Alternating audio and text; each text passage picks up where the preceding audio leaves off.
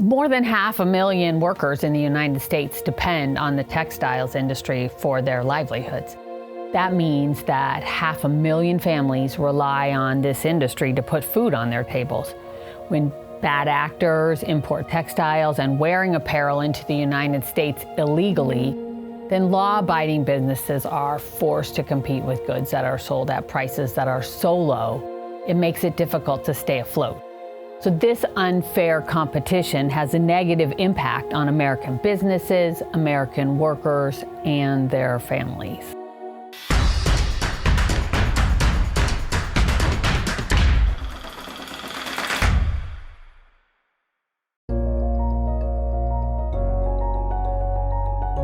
The textiles industry is critical to the health and well-being of the American economy. CBP is aware of the unprecedented decline in businesses in the domestic textile and apparel industry, as well as recent reports of textile and apparel mill closures in the United States. We are engaging with the textiles industry, and we are taking their concerns seriously. We are working with partner government agencies and foreign customs counterparts to strengthen our trade facilitation and enforcement posture to promote a level playing field for domestic industry. We are enhancing our collaboration with industry to facilitate the flow of information and actionable trade intelligence that will help identify potential violators, highlight evasion schemes, and enhance training for personnel involved in textiles enforcement.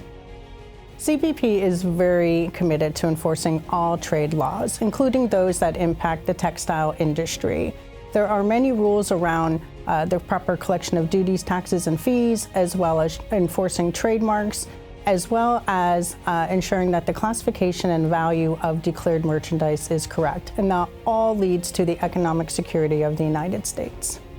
In fiscal year 2023, our CBP officers, our import specialists, and other trade personnel that are responsible for enforcing the trade laws, they were very successful in targeting high-risk shipments. They seized over 5,000 shipments of smuggled wearing apparel and counterfeit clothing. When something is smuggled, that means that they're either trying to evade our duties or they're trying to bring in counterfeiting products.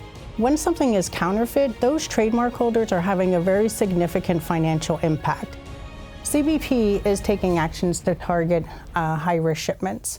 When we find violations, we're going to act swiftly. We're going to apply the escalating consequences and know that if you break our trade laws, there will be a consequence. While textiles enforcement has been a priority trade issue for several years, in fiscal year 2024, CBP is refining its efforts. CBP is heightening its focus on several areas of concern, including imports that are subject to the United States-Mexico-Canada Agreement and the Dominican Republic-Central America Free Trade Agreement. Also, low-value shipments that are imported under the de minimis provision and imports that may violate forced labor laws, including the Uyghur Forced Labor Prevention Act.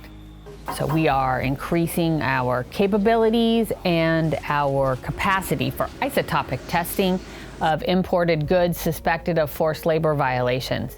The agency recently installed testing equipment at one laboratory, and we expect 2 more to come online by the end of the year. We do work with our partner agencies. It's important to work across the government with a whole-of-government enterprise approach. That way we use all of our authorities collectively to apply the proper consequence.